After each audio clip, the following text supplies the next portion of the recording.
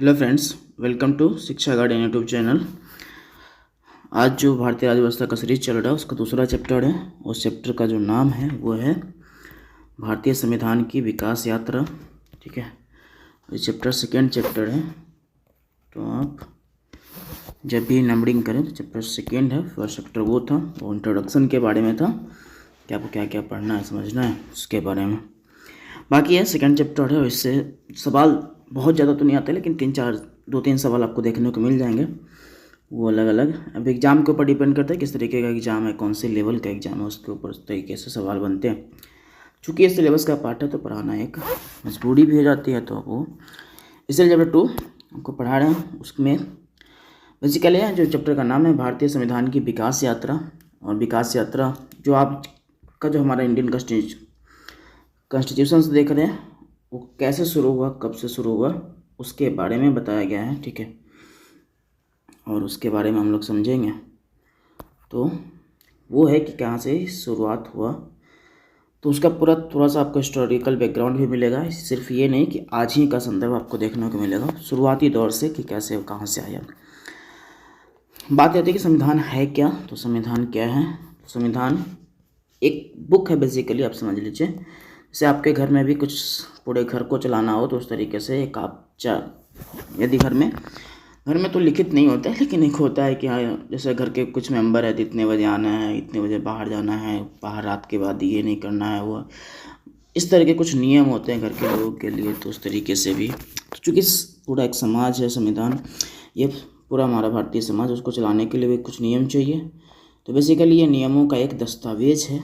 ठीक है, group of नियम है। ठीक है, अलग अलग पेजों पे अलग अलग बातें लिखी गई है, उसी का एक पूरा एक दस्तावेज है। इसी दस्तावेज को क्या कहते हैं? संविधान कहते हैं। जिसके अनुसार से क्या होता है, पूरे भारत के शासन व्यवस्था को संभाला जाता है, देखा जाता है, ये इसका मतलब है। तो ये पूरे भारत के शासन व्यवस्था को समझने के लिए, देखने के लिए इसका गठन किया गया है, ये इसका बनाया गया है, गठन नहीं किया गया है। अब चूँकि आज जो संविधान देख रहे हैं उसके पहले कैसे पूरा एकदम स्ट्रक्चर चलता है, कैसे कहाँ शुरुआत हुआ नियम बनने का, इसमें हमारे भारतीय लोगों का रोल नहीं है। लेकिन हम जो कि भारत पे शासन कर रहे थे तो उस समय पर शुरुआती दौर से इसकी व्यवस्था उत्पन्न हुआ, उसके बारे में हम लोग समझेंगे। संविधान का मतलब समझ गए, इसका डिफिनेशन आप देख लीजिए, एक बार पढ़ लीजिए। तो पहला है कि संविधान क्या है। तो संविधान नियमों उपनियमों का एक लिखित दस्तावेज होता है जिसके अनुसार सरकार या शासन व्यवस्था का संचालन होता है, ये मतलब है इसका। तो शासन व्यवस्था के संचालन के लिए इसका गठन, इसको बनाया जाता है। अब ये है कि जो हमारा देश का संविधान है उससे पहले जो पूरा प्री हिस्टोरिकल, ये आज का जो संविधान उससे पहले का जो ऐतिहासिक बैकग्राउंड है उसमें 2 चरण देखने को मिलता है। ठीक है, उस 2 चरण को, एक चरण है जो कि ब्रिटिश ईस्ट इंडिया कंपनी के अंतर्गत आता था, और दूसरा जो चरण है वो है ब्रिटिश ताज के अंतर्गत का चरण। ये जो आप है 1773 से लेकर 1858 से लेकर 1947 तक का पूरा चरण ब्रिटिश ताज। मतलब ये वाला जो ब्रिटिश ईस्ट इंडिया कंपनी 1600 ईस्वी में बना था, इतिहास में आप इसको बहुत डिटेल में पढ़ते हैं। उस कंपनी के अंतर्गत यहाँ शासन व्यवस्था का शुरुआत हुआ। ये कैसे हुआ ये शुरुआत, उसके पीछे भी अपनी पूरी कहानी है। ठीक है, एक तो ऐतिहासिक बैकग्राउंड है, इतिहास में समझ में आता है बहुत ज़्यादा, लेकिन यहाँ पे भी है। और बाकी यहाँ जो है ब्रिटिश ताज के अंतर्गत देखिए हुआ क्या था। तो 2 भागों में बांटने के पीछे रीज़न, एक तो है कि 1600 ईस्वी में जो ब्रिटिश इंडिया कंपनी आई व्यापार के बनी। ठीक है, और उसके बाद वो लोग आए भारत में व्यापार किए तो 1757 में हम जानते हैं कि प्लासी का युद्ध होता है, और फिर 1764 में एक युद्ध होता है, उसको बोलते हैं बक्सर का युद्ध। और 2 युद्धों ने एक निर्णय किया कि भारत पे राज अब आगे किसका होगा। ठीक है, तो वहाँ से ब्रिटिश इंडिया कंपनी का एक नेतृत्व शुरू होता है, और नेतृत्व शुरू होता है तो उसके अंतर्गत जो भी नियम बनाए गए, फिर उसमें 1773 ही क्यों, उससे पहले क्यों नहीं। तो 1773 में कहानी है, अभी जब हम आपको आगे बढ़ा देंगे तो वहाँ पे बताएंगे। तो मतलब इस व्यवस्था का उदय वहाँ से कि ब्रिटिश इंडिया कंपनी पूरे शासन को चलाने के लिए, वहाँ के बंगाल या पूरे भारत के क्षेत्रों को चलाने के लिए उसने अब कुछ नियम बनाए। उस नियम को, जब वो नियम बना तो चूँकि वो बना ब्रिटिश इंडिया कंपनी के अंतर्गत, वो पूरा चल रहा था शासन व्यवस्था, इसलिए इसको इस चरण में रखा गया है। 1857 ईस्वी में आप युद्ध जानते हैं कि विद्रोह हुआ, उसको बोलते हैं सैनिक विद्रोह। 1857 के विद्रोह के बाद चूँकि व्यवस्था बहुत ख़राब हो गया, तो उस ब्रिटिश गवर्नमेंट को लगा कि अब ये शासन कंपनी ही नहीं चला सकता है, तो उन्होंने सीधे सीधे शासन व्यवस्था को ब्रिटिश क्राउन ने, ब्रिटिश ताज ने अपने अंतर्गत ले लिया। ब्रिटिश ताज का मतलब वहाँ का जो सम्राट है, जो पूरा ब्रिटिश साम्राज्य को चलाता है, वो। कंपनी बेसिकली है कि ग्रुप ऑफ पीपल है जो व्यापार के उद्देश्य से गठित किया गया था, जो धीरे धीरे पॉलिटिकल स्ट्रक्चर का रूप धारण कर लिया था, क्योंकि भारतीय व्यवस्था को देखते हुए उसको लगा कि हम यहाँ पे तो राज भी कर सकते हैं, तो वहाँ से शुरुआत हुआ था। ब्रिटिश ताज के अंतर्गत आ गया, पूरा ब्रिटिश सम्राट के अंतर्गत पूरा ब्रिटिश के ब्रिटेन ये भारत का शासन व्यवस्था चलने लगा। इसलिए इसको दो चरण में बांटते हैं। 1857 का विद्रोह इसमें एक मुख्य भूमिका निभाता है। उसके पहले वाले चरण को ब्रिटिश ईस्ट इंडिया कंपनी के अंतर्गत नियम आया, और उसके बाद वाले चरण में जो भी नियम आया वो ब्रिटिश ताज के अंतर्गत वो अप्लीकेबल हुआ भारत के क्षेत्रों में, वो कहने की ये सब बातचीत है। ठीक है, आगे देखते हैं, आगे बढ़ते हैं हम लोग क्या कर सकते हैं। देखिए थोड़ा इसी बात को जो ऊपर वाला बात है उसी को यहाँ पे लिखा गया है। संवैधानिक विकास के चरण, तो भारत का संवैधानिक विकास दो चरणों में हुआ, ब्रिटिश इंडिया कंपनी के अंतर्गत, ब्रिटिश ताज के अंतर्गत। ब्रिटिश इंडिया कंपनी के अंतर्गत जो पहला आया है वो है आपका, ये आप हेडिंग ले लीजिएगा छोटा सा, ठीक है, वो है रेगुलेटिंग एक्ट। और रेगुलेटिंग एक्ट के अंतर्गत ये 1773 ईस्वी में व्यवस्था लाया गया, रेगुलेटिंग एक्ट लाया गया, और उसके अंतर्गत कुछ प्रावधान किए गए। देखो इसके अंतर्गत बहुत सारे आपको प्रावधान अलग अलग मिलेंगे, लेकिन हमको क्या है कि जो काम का हमारे एग्जाम के दृष्टिकोण से महत्वपूर्ण है, ठीक है, उसको हमको देखना है, सबको नहीं देखना। ये नहीं कि अब सब कुछ, अब हो सकता है एक आध पॉइंट है वो कहीं एक्स्ट्रा मिल जाए, लेकिन वो हमको नहीं समझना है। हमको जो एग्ज़ाम के दृष्टिकोण से लगता है कि परीक्षा उपयोगी तथ्य है तो उसको देखना है, अदरवाइज़ हमको उसको इग्नोर करके चलना है, क्योंकि वैसे भी ये चैप्टर बहुत वो है और ज़्यादातर सवाल नहीं बनते हैं।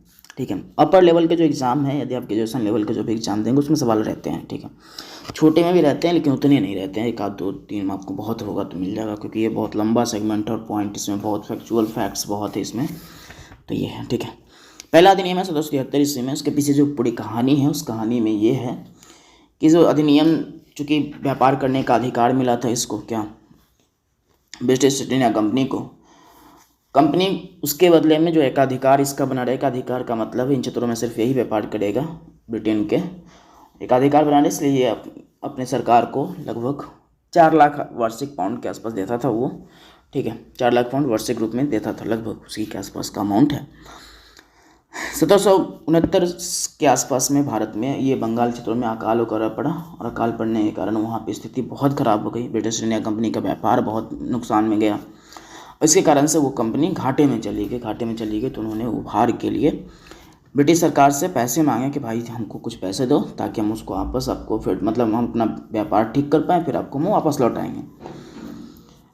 ब्रिटिश इंडिया कंपनी को लगा कि भाई ठीक बात है, ये आदमी उतने दिनों से दे रहा था, और यदि आज ये ख़राब हो गई, बेकार हो गया कंपनी, तो फिर आगे काम नहीं हो पाएगा, तो फिर हमारा ऐसे भी नुकसान है, एक काम करते इसको देते हैं। उन्होंने दिया, लेकिन उन्होंने एक शर्त रखा कि हम आपको रेगुलेट भी करेंगे कुछ हद तक, ठीक है, हम नियम बनाएंगे उस पूरे कंपनी को चलाने के लिए, और वहीं से एक शुरुआत होता है रेगुलेटिंग एक्ट, रेगुलेट करने के उद्देश्य से पूरा कंपनी को शुरुआत होता है रेगुलेटिंग एक्ट।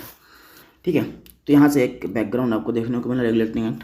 अब इसमें क्या क्या अलग अलग एक्ट को देखेंगे, उसमें प्रावधान क्या थे, जो वही एग्जाम में पूछा जाता है, तो प्रावधान क्या थे वो समझेंगे, बाकी हम लोग आगे बात करते चलेंगे। चलिए पहला देख लेते हैं इसको, एक्ट को डिटेल में पढ़ते हैं, इसके प्रावधानों को समझते हैं।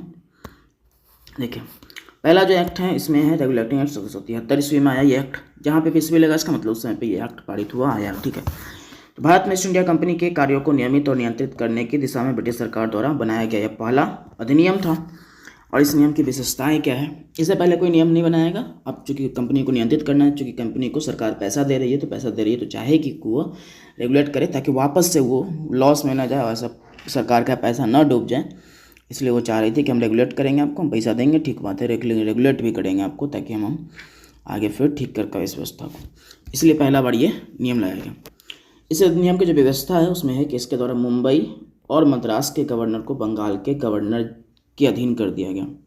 एक बात समझिए, एक केंद्रीकृत व्यवस्था, जैसे उस समय क्या होता क्या था कि जो क्षेत्र जीता उस क्षेत्र में अलग अलग क्षेत्रों को मिला के एक प्रांत बनाया गया, और प्रांत में जैसे यदि आप भारत के नक्शा को देखेंगे, ठीक है, भारत का नक्शा देखेंगे तो ये कुछ इस तरीके से व्यवस्था समझ लीजिए।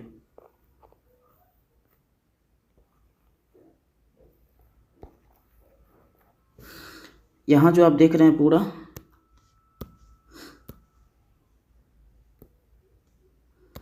ये जो देख रहे हैं ये आपका बंगाल है, ये आपका जो यहाँ तमिलनाडु वाला हिस्सा है जो मद्रास है, और ये जो आप पूरा देख रहे हैं ये है आपका पूरा बम्बई प्रेसिडेंसी। इसमें गुजरात और इसमें वो भी सम्मिलित है, क्या बोलते हैं उसको, बॉम्बे भी सम्मिलित है, ठीक है। इस पूरे का नाम, आज का जो महाराष्ट्र है और गुजरात दो सम्मिलित था, इसको नाम था बम्बई प्रेसिडेंसी, ठीक है, मुंबई प्रेसिडेंसी। और ये ऊपर वाला जो आप क्षेत्र देख रहे हैं ये है सिंध, ये बाद में शामिल हुआ, इस समय तक नहीं था, तो इसको हम इग्नोर करके चलते हैं फिलहाल के लिए। इस पूरे क्षेत्रों में बम्बई प्रेसिडेंसी और 3 आपको क्षेत्र देख रहा है, 3 प्रांत हैं। इसमें ये कहा गया कि ये जो आप प्रांत देख रहे हो, ये जो प्रांत देख रहे हो मुंबई और इसके बाद मद्रास, ये किसके अंतर्गत रहेगा, बंगाल के गवर्नर के अंतर्गत रहेगा, ठीक है। तो इसमें ये कहा गया था कि बंगाल के गवर्नर के अंतर्गत कौन रहेगा, तो ये रहेगा बम्बई और मद्रास प्रेसिडेंसी। मतलब इस अभी तक क्या है कि तीनों जगह पे गवर्नर है, ठीक है, तो कोई दिक्कत नहीं है, तीनों जगह पे गवर्नर अभी भी है। लेकिन इसमें क्या है कि अब ये जो भाई साहब हैं ये यहाँ पे हैं, ये इसके अंतर्गत काम करेंगे, अलग अलग स्वतंत्र रूप से अलग प्रेसिडेंसी के रूप में काम नहीं करेंगे, ठीक है। तो यहाँ पे इसको बम्बई कर लीजिएगा, ठीक है, बम्बई अलग अलग रूप में काम नहीं करेंगे, ये इसी के नियंत्रण में काम करेंगे। उसके बाद जो यहाँ बंगाल का गवर्नर था, हर प्रांत में अपना अपना गवर्नर है, ठीक है, तो अलग अलग गवर्नर है जो प्रांतों को संचालित करने का काम करता है। अब बंगाल के गवर्नर के अधीन इन दोनों गवर्नरों को कर दिया गया। अब इन भाई साहब को रिपोर्ट किसको करना है, बंगाल के गवर्नर को करना है रिपोर्ट। तो ये व्यवस्था इंट्रोड्यूस किया गया था, पहला पॉइंट तो ये समझ गए आप। उसके बाद जो है, उसके बाद एक और आया प्रावधान, जो बंगाल के गवर्नर का पद है उसको बंगाल के गवर्नर का जो पद था उसका नाम गवर्नर जनरल कर दिया गया, और इसकी सहायता के लिए 4 सदस्यीय परिषद का गठन किया गया, ठीक है। बंगाल का गवर्नर मतलब जो आप ये जो पूरा व्यवस्था देख रहे हैं, ठीक है, तो ये जो है यहाँ पे जो गवर्नर है ये भाई साहब, ये जो है इनका क्या हो गया कि ये अब इन क्षेत्रों में रहेंगे, शासन करेंगे, ठीक बात है। यहाँ पे ये मुंबई हो गया और ये हो गया मद्रास। इसके अंतर्गत इसका नाम क्या कर दिया गया, बंगाल के गवर्नर का गवर्नर जनरल, बाकी लोग क्या है गवर्नर ही हैं अभी, ठीक है, इनका नाम कर दिया गया गवर्नर जनरल, और ये सब गवर्नर है। आपको पहला वाला पॉइंट में देखे ही है कि ये किसके अधीन रहेंगे, बंगाल के गवर्नर के अधीन रहेंगे। अब इस गवर्नर जनरल की सहायता के लिए 4 सदस्यीय इकाई बनाया गया, ठीक है, 4 सदस्यीय, 4 मेंबर थे इसमें, 4 सदस्यीय इकाई बनाया गया सहायता के लिए, ठीक है। तो ये बातचीत है। अगला जो पॉइंट है इसके तहत वो है, इसके तहत बनने वाले जो प्रथम governor general Lord Warren Hastings थे। जो पहले गवर्नर जनरल बने वो लॉर्ड वारेन हेस्टिंग्स बने, ठीक है। तो ये गवर्नर जनरल के रूप में बंगाल के प्रथम governor general governor Lord Warren Hastings बना है, ये आपको याद रखना है। 74 से 85 तक इनका शासनकाल था, ठीक है, ये है। इसी अधिनियम में एक प्रावधान था न्यायालय को स्थापित करने का। 1773 ईस्वी में ये एक्ट आया, कभी कभी सवाल फंसाता है, एक एसएससी में सवाल है कुछ इस तरीके से पूछा गया था। 1773 में ये एक्ट आया है, ठीक है, लेकिन जो न्यायालय का स्थापना, उच्चतम न्यायालय में कलकत्ता में जो स्थापना हुआ है वो हुआ है 1774 में, ये बात आप याद रखिएगा। तो ये आपको याद रखना है कि 1774 में एक न्यायालय का स्थापना हुआ था ना, ये आया 1773 में एक्ट, उस एक्ट में प्रावधान कि 74 में इसका स्थापना किया गया उच्चतम न्यायालय का, कहाँ पे, कलकत्ता में, ठीक है। चलो आगे देखते हैं। इसमें एक प्रावधान जो और है आपके काम का वो है, इसके अंतर्गत कंपनी के जो कर्मचारी थे, कर्मचारी को निजी व्यापार करने तथा भारतीय लोगों से उपहार व रिश्वत लेना प्रतिबंधित कर दिया गया। अब इसमें यह कहा गया कि कंपनी का कोई भी कर्मचारी निजी व्यापार नहीं करेगा और भारतीय लोगों से उपहार नहीं लेगा। थोड़ा सा इसका मतलब समझिए, बहुत बच्चों को कन्फ्यूज़न होता है क्लास के दौरान जब भी हम बात कर रहे होते हैं। निजी व्यापार का मतलब ये है कि कंपनी का कर्मचारी तो कंपनी के लिए काम कर ही रहा है, लेकिन वो कह रहा है कि भाई हम भी थोड़ा पैसा कमा लें, पैसा कमाने के लिए क्या करेंगे, थोड़ा सा हमारा भी सामान लेते जाओ। तो वो अपने स्तर पे भी व्यापार कर रहा है, वो कंपनी का कर्मचारी होने के नाते वो काम कर रहा है, लेकिन वो चाह रहा है कि हमारा भी व्यापार हो जाए, हमारा भी थोड़ा पैसा आ जाए। तो हम 100 रुपया कमाते हैं, हम 200 रुपया और मतलब 200 रुपया और एक्स्ट्रा कमा लेंगे, 300 रुपया एक्स्ट्रा कमा लेंगे, जितना ही प्रॉफिट होगा उस हिसाब से। तो वो अपने स्तर पर भी व्यापार कर रहा है, ठीक है। अब ये वहाँ पे शुरुआत हुआ जिसको बंद किया गया, ठीक है। और इसमें अधिनियम ये प्रावधान था कि कंपनी का जो कर्मचारी है वो निजी व्यापार नहीं करेगा, और दो बातें हैं, वो भारतीय से उपहार नहीं लेगा और रिश्वत नहीं लेगा, ठीक है। इसके पीछे ये जो आप पॉइंट देख रहे हैं, इसके पीछे एक भारत में द्वैध शासन व्यवस्था का एक स्वरूप आता है, पढ़ना होता है, ठीक है। भारत में द्वैध शासन व्यवस्था, तो उस समय पढ़ना होता है, बंगाल में बेसिकली वहाँ रहता है वहाँ द्वैध शासन व्यवस्था, और वो पढ़ना होता है इतिहास के दृष्टिकोण से। वहाँ से ये पॉइंट लिया गया है क्योंकि उस समय भ्रष्टाचार बहुत हुआ था उस द्वैध शासन व्यवस्था के लागू होने से, जिसके कारण से 1773 ईस्वी में, वैसे 1772 में उसको बंद भी कर दिया गया। 1765 में वो शुरुआत हुआ था द्वैध शासन व्यवस्था का, 1772 में उसको बंद भी कर दिया गया। तो इस कारण से इस नियम का वहाँ पे इंक्लूड किया गया है। पर आपको यहाँ पे इतिहास के दृष्टिकोण को छोड़ के पॉलिटी वाला दृष्टिकोण देखना है, और ये याद रखना है कि कर्मचारी को निजी व्यापार करने तो उपहार और रिश्वत लेना प्रतिबंधित कर दिया गया था। तो 2-3 पॉइंट आप देखें, उसमें से आपका ये है एक पॉइंट, एक तो पॉइंट है आपका कि गवर्नर जनरल जो बम्बई प्रेसिडेंसी है और मद्रास प्रेसिडेंसी है, उसको बंगाल के गवर्नर का अधीन कर दिया गया। बंगाल के गवर्नर जनरल का नाम बदल के, बंगाल के गवर्नर के पद का नाम बदल के गवर्नर जनरल कर दिया गया। 4 सदस्यीय कमेटी बनाई गई। इसके बंगाल के प्रथम गवर्नर जनरल वार्डन हेस्टिंग्स थे। इसको आप स्टार में लिख लीजिएगा, जहाँ पे भी लिखिएगा, ठीक है, स्टार के फॉर्मेट में लिखिएगा तो ठीक रहेगा, आपको थोड़ा यूनिक लगेगा अलग से ही, तो स्टार बना लीजिएगा इसके लिए और वो लिखिएगा, ठीक है। चलो आगे देख लेते हैं हम लोग। तो ये ख़त्म हो गया। अगला जो सेटल आया अधिनियम, उसका नाम है act of settlement. Act of settlement, इसके तहत क्या गया, कलकत्ता की सरकार को बंगाल, बिहार तथा उड़ीसा के लिए विधि निर्माण की शक्ति प्रदान की गई। देखो दिक्कत क्या है, अब अलग अलग जो लोग हैं, ठीक है, अलग अलग जो सरकार गवर्नर हैं, वो अलग अलग नियम बनाए। इससे बेहतर है कि एक ही जगह के, चूँकि जो सर्वोच्च निर्णय करता है वही नियम बनाए, सबको ही बनाएगा तो दिक्कत हो सकता है, ठीक है। इसलिए सर्वोच्च वाले को कहा कि तुम ही नियम बनाओ भाई साहब, ठीक है। तो वो है उसका, इस नियम के द्वारा सर्वोच्च न्यायालय पर रोक लगा दिया गया कि यदि कोई कंपनी के कर्मचारी, ऐसे देखो इसमें एक कहा गया कि जो कंपनी के कर्मचारी है, कंपनी के कर्मचारी की हैसियत से कोई कार्य करता है, कंपनी के कर्मचारी होने के संबंध में यदि कोई होते हुए कोई निर्णय लेता है तो उसके लिए उसके ऊपर कोई कार्यवाही नहीं की जाएगी। ये न्यायालय को कहा गया, न्यायालय के पर इस बात के लिए रोक लगाया कि कंपनी के कर्मचारी होते हुए कोई निर्णय लिया है तो उसके ऊपर कार्रवाई नहीं करेंगे।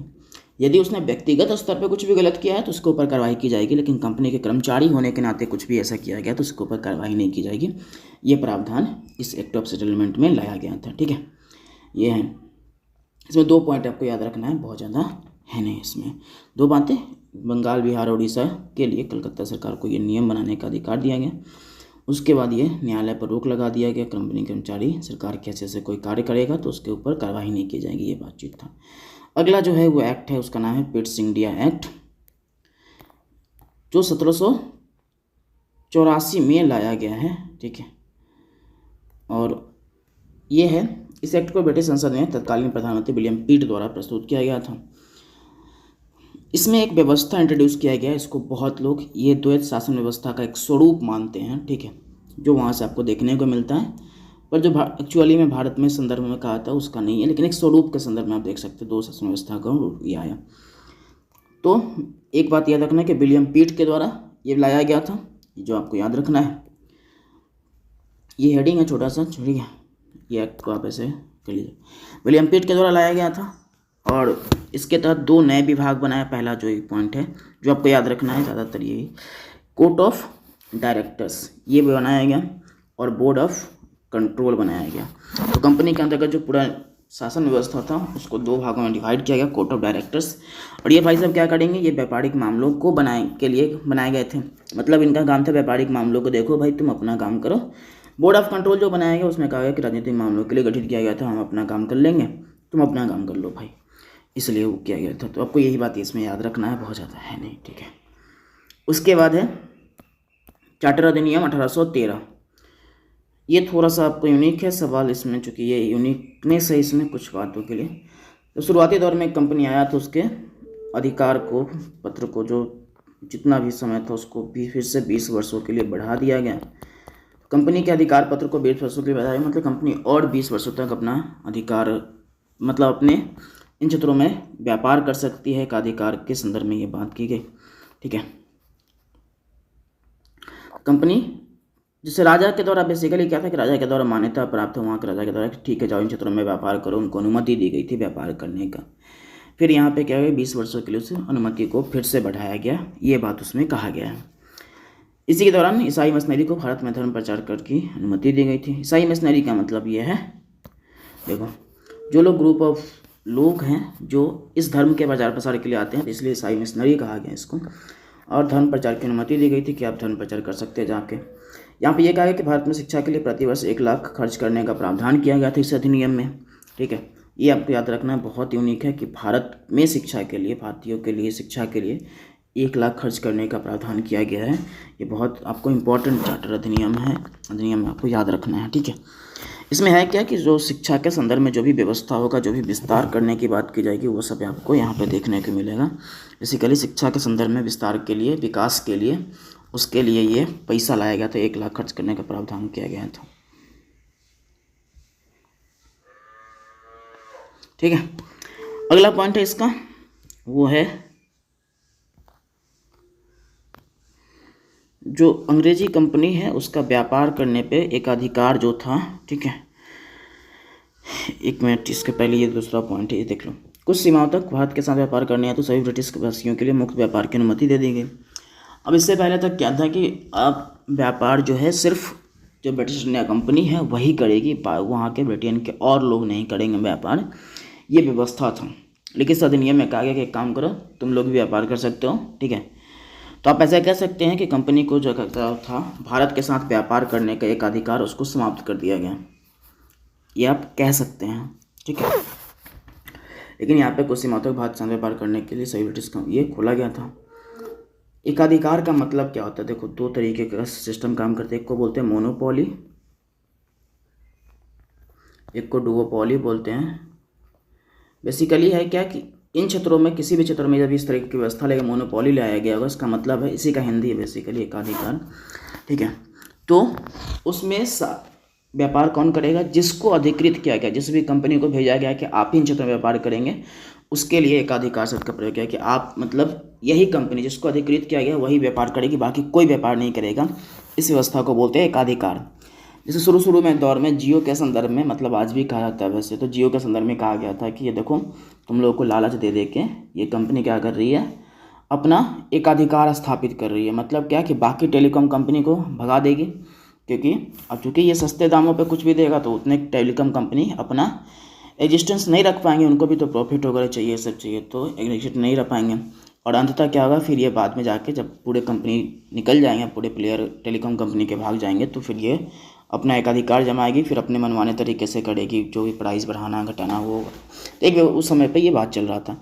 जब व्यापार के संदर्भ में जहाँ पे भी कोई भी क्षेत्र में आप काम देख लीजिए, यदि क्षेत्र में कोई भी एक ही दुकान होगा, या आप ही के क्षेत्र में मान के चलिए कि कोई दुकान, एक ही दुकान है और आपको मजबूरी है कि उनसे सामान खरीदना है, तो हमेशा आपसे क्या कहेगा कि इतना पैसा लाओ, तो देंगे नहीं तो घर जाओ, ठीक है। तो बेसिकली उसका क्या है कि एकाधिकार है उस बाजार, इस क्षेत्र में, उसके अलावा कोई दूसरा दुकान नहीं है। जिस दिन वो दुकान दूसरा खुल गया फिर कंपटीशन बनेगा, वो कहेगा हम कम में बेचेंगे तो हम कम में बेचेंगे, तो इस तरीके से प्रतिस्पर्धा। तो एकाधिकार जब तो कंपनी का, तो उसको समाप्त कर दिया गया। और भारतीयों के लिए, जो ब्रिटिश और भी वहाँ के लोग थे, उनको कहा गया कि तुम भी अब व्यापार कर सकते हो। लेकिन यहाँ पे आप देख रहे हैं, यहाँ पे लिखा हुआ कुछ सीमाओं तक। इसका मतलब ये है कि भारत में जो चाय का व्यापार है और चीन के साथ जो भी व्यापार है, चाहे चाय का हो चाहे किसी भी चीज़ का हो, चीन के साथ संपूर्ण व्यापार और भारत के साथ चाय के व्यापार पर अभी भी कंपनी का, जो ब्रिटिश कंपनी है, उसका एक अधिकार बना हुआ था। ये आपको याद रखना है, ठीक है। इस वाले पॉइंट को हमें आंसर नहीं किया गया पर वो याद रखना आपको। चलिए आगे देख लेते हैं हम लोग। आगे में है आपका जो अधिनियम है वो है चार्टर अधिनियम। चार्टर अधिनियम, उसमें क्या कहा गया है वो थोड़ा समझने की कोशिश करते हैं। तो उसमें ये है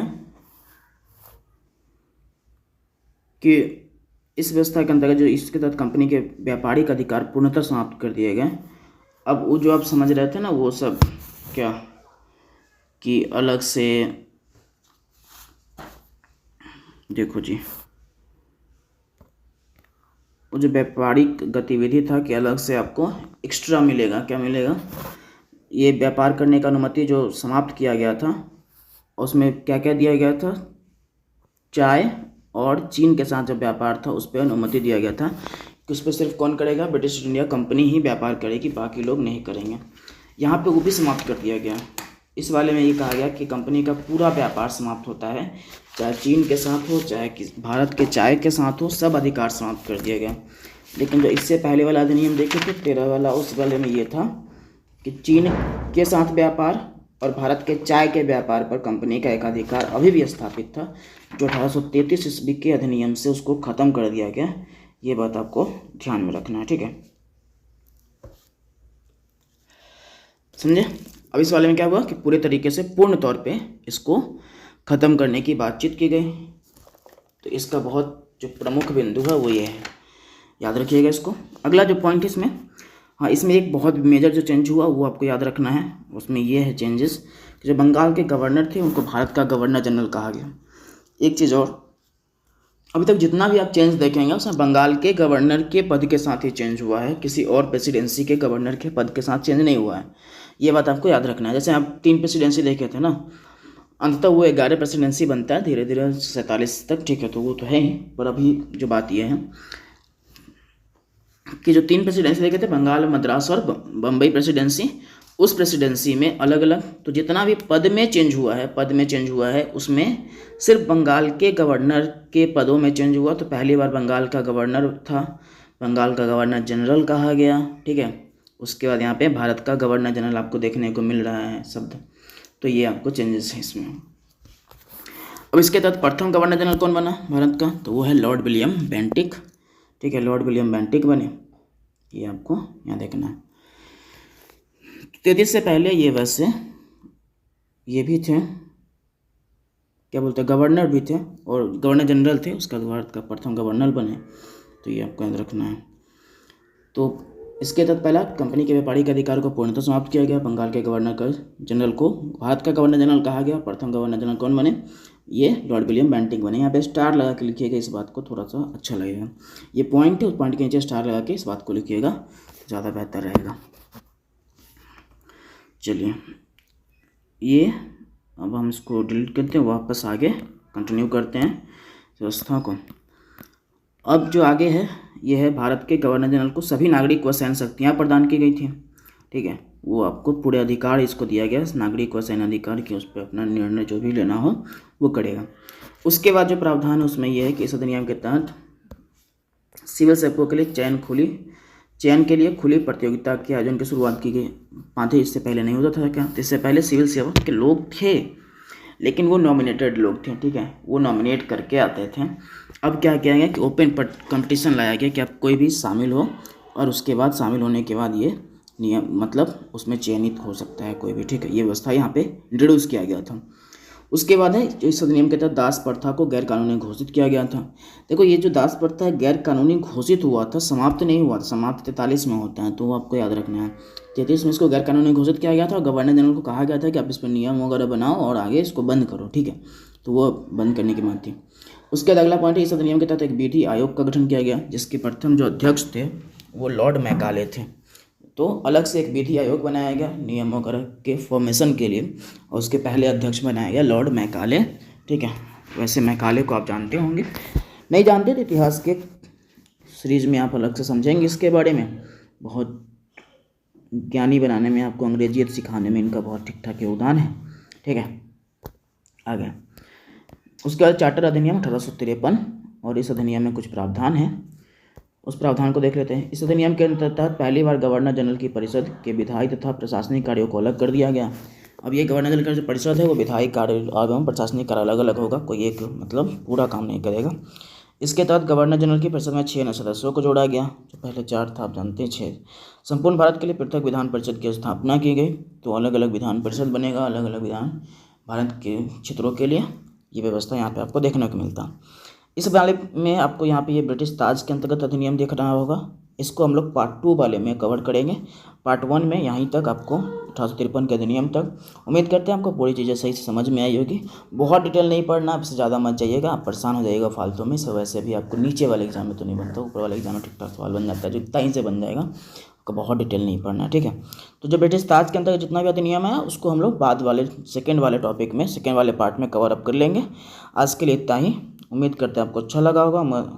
जैसा भी लगा हो आप कमेंट करके बताइएगा। ठीक है, बाय बाय।